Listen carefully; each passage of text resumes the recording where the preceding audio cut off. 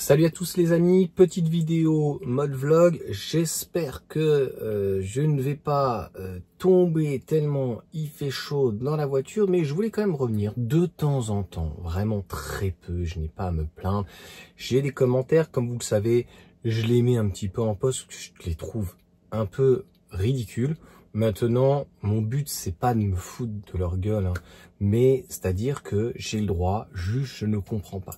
Et d'ailleurs, il y a quelque chose que je ne comprends pas, c'est pourquoi constamment, en fait, ce truc anti-Musk, des gens d'ailleurs qui l'appréciaient, et je vous mettrai un message que j'ai eu là d'un type qui est tombé en spam, ça arrive peu de fois, hein. Franchement, en ce moment, c'est très très calme, et c'est tant mieux, mais j'arrive pas à comprendre.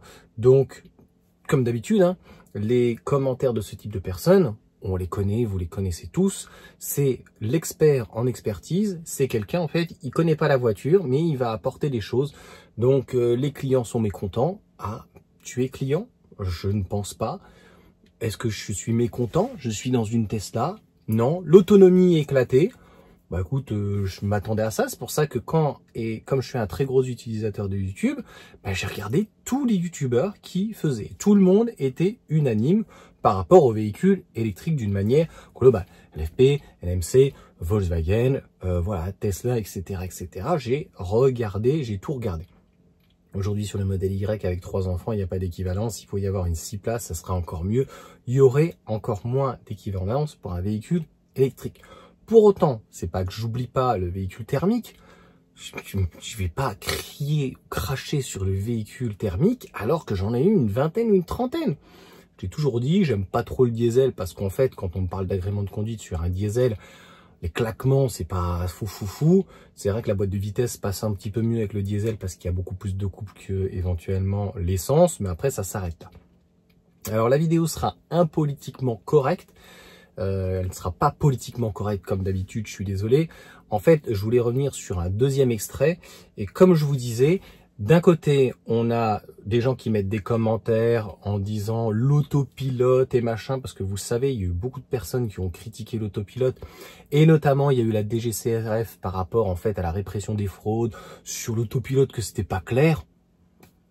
Oui, si tu prends le FSD, tu dois avoir ça, sauf que c'est la réglementation de l'Union européenne qui bloque le truc. Est-ce que c'est de la faute de Tesla? Comme je l'ai dit, je trouve que la DGCCRF, la répression des fraudes RF, là, la DGCCRF, je vais y arriver, je trouve qu'ils sont vraiment très durs. De toute façon, je vais pas faire la vidéo très longtemps, il fait 35 dans la voiture, je suis en train de dégouliner. Donc je trouve qu'encore une fois, ils sont extrêmement durs avec Tesla, à juste titre.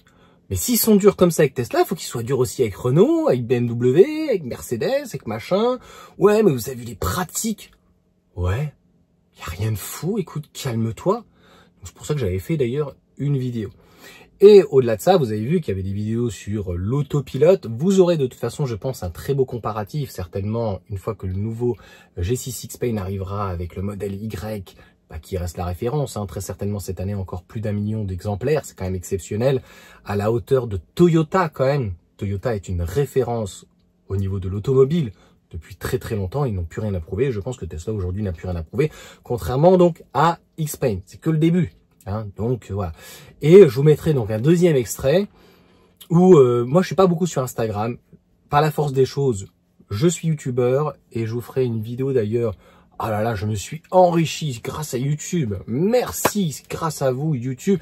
J'ai même eu plusieurs fois des commentaires des gens qui me disaient « Tu pourrais parler autrement quand même au niveau des commentaires, hein, parce que c'est nous qui te payons. » Oh merci.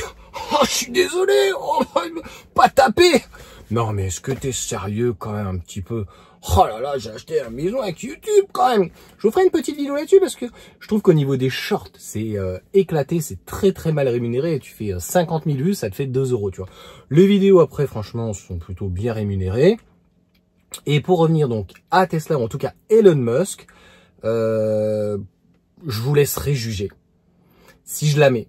Bon, je vais me faire éclater, mais à un moment donné, il faut m'expliquer en fait comment des influenceurs parlent en fait d'un PDG.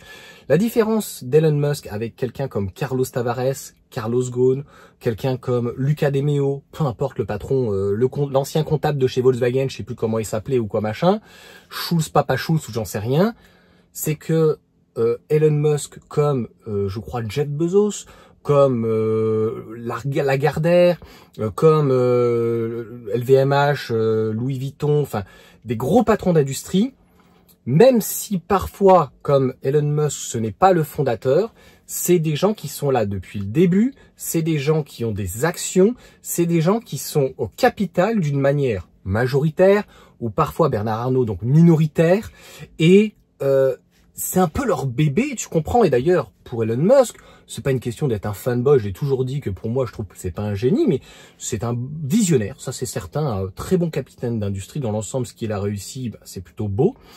Aujourd'hui, Tesla, Starlink, Starship, Neuralink ou les robots, tout ce que tu veux, tout va ensemble. Donc, les gens qui pensent qu'ils pourraient partir, je pense qu'ils se mettent les doigts dans l'œil.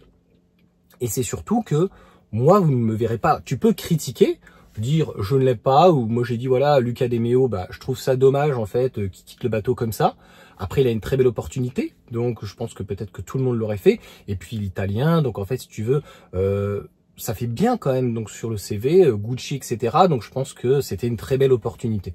Il a fait des bonnes choses, mais on ne pourra pas voir les effets Luca De Meo avant 5 ans. Et je pense qu'il y a certaines choses où il est peut-être pas assez loin, et on verra bien si c'était le bon choix de séparer Ampère, notamment de Horst, donc la partie thermique, séparée de la partie donc électrique, et des choix entre guillemets stratégiques avec des sociétés comme Geely. Je l'ai dit, c'est dommage qu'Alpine n'ait pas pu travailler avec Lotus, on n'a pas les informations pour quelles raisons, il devait faire la 290, la 390, etc., etc., etc. Donc je vous mettrai l'incrustation. Je vous reparlerai donc quand j'aurai très certainement 100 000 abonnés de ma vision des fausses choses, et je trouve ça dommage, et malheureusement je ne pourrai pas en fait aller plus loin sur YouTube. Je trouve que en fait c'est dommage. Voilà, j'aurais bien voulu en fait pouvoir partager, faire des feats, des featuring, j'aurais kiffé, surtout avec des youtubeurs que j'appréciais, même peut-être que j'admirais, que je trouvais sympa. Voyant l'envers du décor, je trouve que c'est pas fleurissant. Et je trouve ça en fait extrêmement dommageable d'avoir des personnes qui ont une influence pareille et qui puissent ouvertement, publiquement en fait insulter donc que ce soit Elon Musk, mais ça peut être n'importe qui, tu vois. Il y a beaucoup d'attaques par exemple contre Lagardère, tu vois. Il y a beaucoup d'attaques contre Bernard Arnault, par exemple, notamment au niveau des LFI, qui dit il a donné que 100 millions. Bah oui, mais il faut qu'il donne toute sa fortune. Voilà. Donc j'en dirai pas plus, je vous laisserai lire. Hein. Voilà, Elon Musk est un connard. Voilà, j'en ferai pas un putaclic ou quoi, mais je n'arrive pas à comprendre en fait les positions, qu'on soit quelqu'un d'une notoriété, qu'on soit quelqu'un de public, qu'on ne soit pas, ou qu'on fasse ce genre de choses, cet acharnement contre ce type. J'arrive pas, en fait, j'arrive pas à comprendre l'acharnement contre ce type. Qu'est-ce qu'il a fait vraiment sur l'AfD? Franchement, c'est comment dire, c'est idéologique. Donc là, c'est pas qu'il faut qu'il s'explique, c'est là, c'est même pas que c'est inacceptable. C'est, on voit bien où il veut un peu aller. Il est dans l'ambiguïté. Bon bref, si tu veux, voilà, moi j'ai mon ami par exemple Nabil, moi j'ai pas d'action chez Tesla, il a des actions chez Tesla, il apprécie le bonhomme, et je vais te donner un exemple très simple, par exemple, autant j'apprécie par exemple en tant qu'humoriste Dieudonné, il me fait trop rire, par exemple quelqu'un comme Fabrice Eboué, j'adore le type d'une manière globale, des mecs comme Méry ou autre, Dieudonné, j'adore l'humoriste, par contre la personne, la non-assurance, les sestrelles, tout ce que tu veux et tout, c'est un peu limite, tu vois. Pour autant, je vais pas aller dire que c'est un bip bip bip. Donc voilà pour cette petite vidéo. Je sais que comme d'habitude, elle aura des conséquences. Ça plaît pas. Honnêtement, ici, c'est que du fun. C'est gratuit. Il y a la pub, c'est pas de ma faute. T'as qu'à prendre YouTube Premium. Pas que pour moi, si tu veux ne plus avoir de publicité. Il y en a qui grugent. Tu fais comme tu veux. Je vous laisse sur cette vidéo parce que là, c'est un four, et même s'il n'y avait pas de toit, ça aurait été pratiquement pareil. Je vais pas refroidir la voiture, elle est en train de charger grâce aux panneaux photovoltaïques, et comme je dis souvent, Ça va bien se passer. Et puis bon, voilà, je sais très bien qu'il y en a qui vont relayer l'info en disant « Ouais, t'as vu ce qu'il a mis ?» C'est public, hein, donc je l'ai vu en fait par hasard sur Instagram parce qu'en fait on me l'a envoyé et tout, j'ai vu le truc. Je me dis, vous jugerez. Comme d'habitude, vous me direz ce que vous en pensez et vous me direz est-ce que je vais trop loin, est-ce que je suis un sale con et est-ce que c'est judicieux quand en plus on teste des voitures de chez Tesla de cracher dans la soupe. Voilà. Et d'ailleurs, j'ai été encore recontacté par des sponsors, etc. Et je vous ai dit, j'ai perdu donc des commissionnements en plus pour vous. Et donc, je ne referai pas en fait de placement de produits entre guillemets parce que ça ne m'intéresse pas, parce que je n'ai aujourd'hui pas besoin de cet argent. Mais ça reviendra dans une autre vidéo où je vous ferai un petit titre en vlog sympathique en disant devenir riche grâce à YouTube. C'est possible, hein. Et il faut pas en avoir honte. Et lorsqu'on fait des placements de produits, c'est la différence en fait entre placer les produits, les tester et expliquer les tenants des aboutissants. Et de l'autre côté, je crois que ça y a rien de pire. Moi, je regarde pas ce type de vidéo. Tu regardes la vidéo du type et paf, il te la met des buts. Il y a des gros youtubeurs d'1, 2, 10 millions d'abonnés. Et après, c'est plus agréable finalement. Voilà, Lévi par exemple, hein, tu vois. Paf, VPN, tu vois, au truc machin, ou des matelas, pareil, Vincent Lapierre, quel est le rapport? En fait, teste au moins le produit. Donc j'ai vu par exemple Mécanique Sportive et la vidéo était super. Je lui ai mis un petit message en lui disant Nicolas, je crois qu'il a peut-être dû, parce que j'ai un humour de merde, je lui ai dit, je trouve que c'était super parce qu'en fait, c'est allier l'utile à l'agréable. Donc c'est la différence en fait entre tester un produit, c'est du sponsor, mais tu testes le produit, et vraiment du pur placement de produit qui est à mon sens du téléachat. Téléachat, c'est ce qu'il y avait sur TF1. Moi, c'est un truc que je regardais pas, tu sais, c'est pour les ménagères.